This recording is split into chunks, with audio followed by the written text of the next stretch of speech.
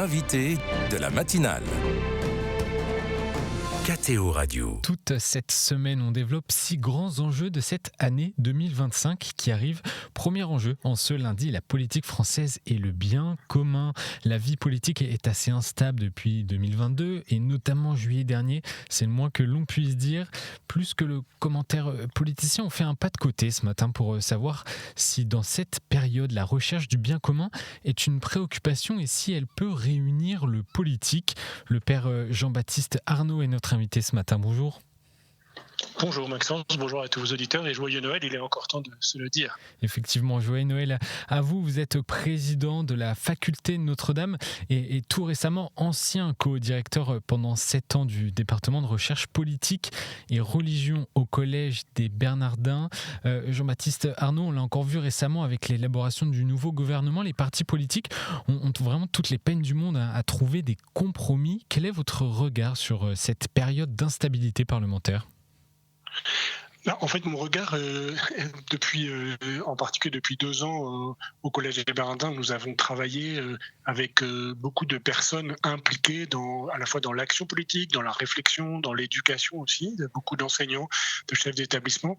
Mon regard, il est peut-être pas d'abord celui de l'instabilité, mais d'abord celui d'une espérance qui vient dans ce temps où finalement des nouvelles voies sont à trouver. Et donc des personnes s'engagent, je peux en témoigner, des personnes cherchent comment mettre en œuvre une politique qui soit sans doute aussi plus respectueuse de ce lien entre éthique et politique sur lequel nous avons travaillé au Collège des Bernardins, qui intègre davantage ce lien.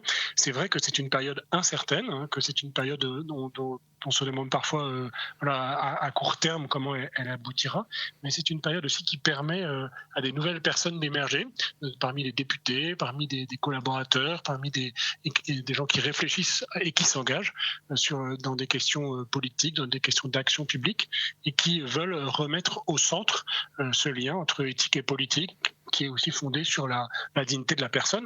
Et donc, je crois qu'on peut espérer que non seulement des compromis puissent arriver, mais ça, c'est une étape, on pourrait dire. L'étape suivante, c'est qu'il y a aussi peut-être une nouvelle manière de vivre la politique et l'engagement politique et le service de la cité. Pour autant, ces compromis et cet engagement semblent quand même difficiles à trouver, non ? Quand on regarde les médias, les discussions, l'élaboration des nouveaux gouvernements ces derniers mois. Le compromis, il est le fruit des élections, de ce que les citoyens ont voulu donner comme représentation parlementaire. Mais vous savez, on passe son temps à faire des compromis. Je ne parle pas de compromission, hein. On a peut-être une vision un peu négative du compromis. Nous passons notre temps, non pas à faire des compromissions ou à chercher simplement un nivellement par le bas ou un plus petit dénominateur commun, mais à chercher quel est le meilleur bien possible en ce moment. C'est la question éthique par excellence, c'est la question du discernement moral. Et quel est le meilleur bien que je puisse faire ? Je me souviens d'un petit livre du père Jean-Miguel Garrigue qui, à partir de ce que saint Thomas d'Aquin dit de la politique, des lois, et en particulier du fait que les lois humaines sont nécessairement imparfaite, seule la loi de Dieu est parfaite, et le père Garrigue parlait de la politique du meilleur possible. Quel est le meilleur possible ? Quel est le meilleur bien à faire ici et maintenant dans les circonstances dans lesquelles nous sommes ? Et je peux témoigner que beaucoup de personnalités politiques sont habitées par cette question, même si c'est peut-être pas toujours ce que l'on perçoit immédiatement. Et vous l'avez dit, en tout cas je crois l'avoir entendu, et je vous pose la question dans ce sens, dans quelle mesure ces blocages politiques ne sont pas également le reflet de la société et de la difficulté même des Français à rechercher le bien commun aujourd'hui ? Ce qui est sûr, c'est que tout ce qui se joue à l'extérieur, entre guillemets, autour de nous, est toujours le reflet de ce qui se joue dans notre propre cœur. Donc, comme chrétiens, nous sommes bien conscients qu'il y a un combat spirituel, qu'il y a un discernement des enjeux profonds, et c'est aussi ce que nous cherchons à faire au Collège des Bernardins, avec des chrétiens, avec des non-chrétiens, qui viennent aussi au Collège des Bernardins pour cela, et que c'est sûr qu'il y a d'abord un choix intérieur à faire, un choix du bien, et si on veut que ce bien devienne commun. Plus que jamais, notamment l'aspect économique et notamment le problème de la dette est au cœur de toutes les décisions, les discussions politiques. On l'a vu avec la difficile élaboration du budget 2025. Le déficit public atteint par ailleurs des niveaux records en France. En quoi la question de la dette est une question également de bien commun ? Vous savez, la question de la dette, comme la question du budget, elle est signe, elle est symptomatique là aussi d'un enjeu de liberté. C'est-à-dire qu'elles sont intéressantes et importantes et graves en elles-mêmes, ces questions.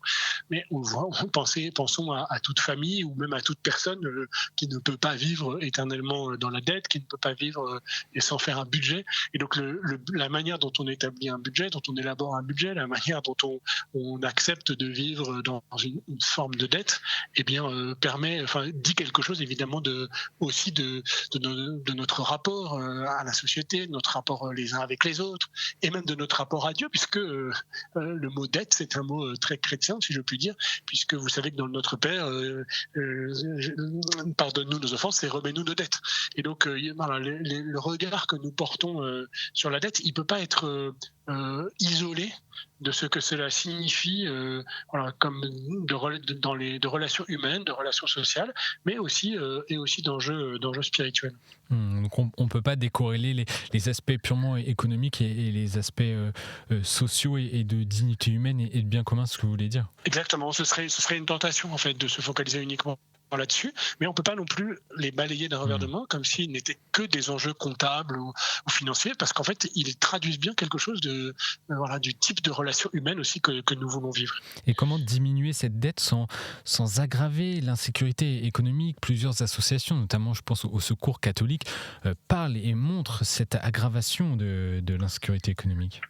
En tout cas, il est certain que les chrétiens ne peuvent pas oublier ce que l'Église appelle l'option préférentielle pour les pauvres, et donc la place des plus pauvres, la place de ceux qui se sentent exclus, qui sont, on pourrait dire, à l'extérieur du système économique ou social. Il y a bien des manières de l'être, des périphéries aussi, dont parle souvent le pape François, et c'est important que le regard, en tout cas, soit non seulement porté sur ces personnes, mais qu'il puisse être même intégré dans des processus de discernement, de réflexion et de décision. De pas seulement faire pour eux, mais aussi de faire avec eux, ce que fait par exemple beaucoup le Secours catholique, notamment dans la lutte contre l'exclusion et contre le chômage de longue durée. Et je crois qu'en tout cas, c'est pour nous un critère, un marqueur qui n'est pas propre aux chrétiens. Les chrétiens sont même sont attendus sur ces questions-là, comme sur d'autres. Je pense aussi à l'importance de la jeunesse, de l'éducation, je pense à l'importance de la création, des questions environnementales. Sur tous ces sujets-là, les chrétiens ne peuvent pas ne pas s'engager d'une manière ou d'une autre et les mettre au cœur du bien commun, au cœur de ce qui constitue un champ d'action politique et de service de la communion entre les personnes dans la société. Un projet commun peut-il émerger au-delà des intérêts particuliers aujourd'hui ? Oui, je le crois toujours et nous le croyons toujours que l'intérêt particulier n'est jamais l'intérêt ultime. Mais si la politique est la forme ultime de la charité, comme le répètent les papes depuis Pie XI, si la politique est la forme ultime de la charité, ça veut bien dire qu'il y a un projet commun autre que simplement celui d'un intérêt particulier. Mais c'est toute la difficulté, précisément, pour les hommes et les femmes politiques, élus, gouvernants, et pour chacun de nous. On est toujours ramené à ce discernement aussi, comment dépasser nos intérêts particuliers, comment dépasser des égos, comment accepter des renoncements, des sacrifices, pour justement entrer dans un projet commun, dans un bien commun qui n'est pas seulement la somme des intérêts particuliers, mais qui rassemble, qui fédère, on pourrait trouver différents mots pour dire cela, qui unit, en permettant aussi à chacun d'être ce qu'il est lui-même. De ce point de vue-là, c'est souvent les corps intermédiaires qui sont des bons lieux à la fois d'exercice, de ce dépassement des intérêts communs, et puis aussi, non seulement d'exercice, mais d'accomplissement, de cette logique-là qui conduit à ne pas se limiter à ces intérêts communs pour rentrer dans un projet qui est fédérateur, mais qui mobilise chacun, mais qui à un moment ou un autre nécessite un renoncement, un sacrifice, pour pouvoir, ce qu'on appellera des compromis aussi, c'était votre question tout à l'heure, pour pouvoir discerner et décider et agir selon le meilleur bien pour tous. Je le rappelle, Père Jean-Baptiste Arnaud, vous êtes prêtre, docteur en théologie, président de la faculté Notre-Dame. Qu'est-ce que vous aimeriez dire aux élus et responsables politiques pour dépasser cette crise actuelle ? D'abord, je ne suis pas sûr que ce soit le meilleur endroit pour le dire.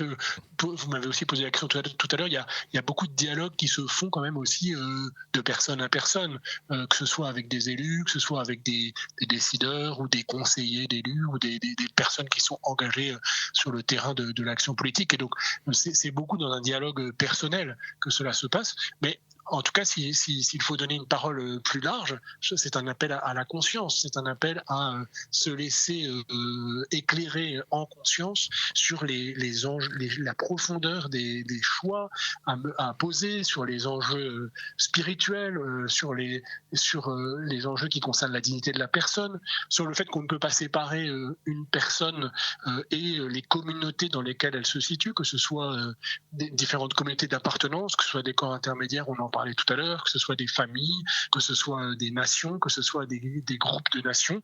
Tout cela, en fait, non seulement j'ai envie de le rappeler, cette ampleur-là aussi entre le court terme et le long terme, mais je vois aussi que beaucoup d'élus, de décideurs, de personnes engagées dans l'action politique viennent au Collège des Bernardins pour nous demander de les aider à discerner, à réfléchir et à travailler en intégrant toutes ces dimensions-là. Et plusieurs fois, ça m'a été dit ces dernières années que ça faisait partie au fond de notre trésor chrétien de pouvoir porter un regard avec toutes ces dimensions-là. C'est intéressant aussi que vous parliez d'espérance et de ce signe, en tout cas, que les décideurs politiques sont à la recherche d'ouverture et de réflexion par rapport à ces projets. Une dernière question, Jean-Baptiste Arnaud, quels sont vos vœux pour cette année 2025 en lien tout de même avec notre thématique de la politique et du bien commun ? Justement, c'est un vœu d'espérance. Vous savez, nous venons d'entrer dans un jubilé, une année jubilaire qui est un jubilé d'espérance. Le pape François a ouvert la porte sainte à Rome le soir de Noël et nous invite à être des porteurs d'espérance et même des signes d'espérance. Et je crois, en tout cas, comme chrétiens, que nous ne pouvons pas nous dérober à cette vocation-là. Et donc, dans la situation actuelle, qui est pleine d'incertitudes, c'est sûr, et très concrètement, pour beaucoup de gens aussi, qui est pleine de difficultés, voilà, on en parlait tout à l'heure, économique, social ou d'autres, eh bien, comment pouvons-nous être des signes et des porteurs d'espérance ? L'espérance, elle commence quand il paraît difficile d'espérer. Tant qu'il est facile d'espérer, l'espérance est une vertu théologale qui nous est donnée par Dieu, mais pour que nous la vivions dans des circonstances extrêmement concrètes, et peut-être même, surtout et d'abord, lorsque ça, à vue humaine, cela nous paraît difficile. Donc ce sont les vœux que je forme, des vœux d'espérance pour chacun, pour que chacun discerne quel est le bien qu'il est appelé à faire là où il est, que ce soit par la prière, que ce soit par l'action politique, la participation à la vie locale, à la vie démocratique locale, que ce soit un jour par le vote lorsqu'il faut voter, et puis que cette espérance-là, elle puisse se répandre et voilà, être aussi, j'allais dire, prise en compte par ceux qui ont la charge de gouverner notre pays. Merci Père Jean-Baptiste Arnaud d'avoir accepté notre invitation ce matin entre les fêtes, celle de Noël et du Nouvel An. Je rappelle que vous êtes président de la faculté Notre-Dame, docteur en théologie, et les travaux issus de ce projet de recherche dont vous avez parlé au Collège des Bernardins sont disponibles dans un livre qui a été publié en septembre 2024 aux éditions Hermann, révéler la politique. Encore merci d'avoir été avec nous ce matin et bonne fête. Merci à vous Maxence, bonne journée et joyeux Noël à tous vos auditeurs.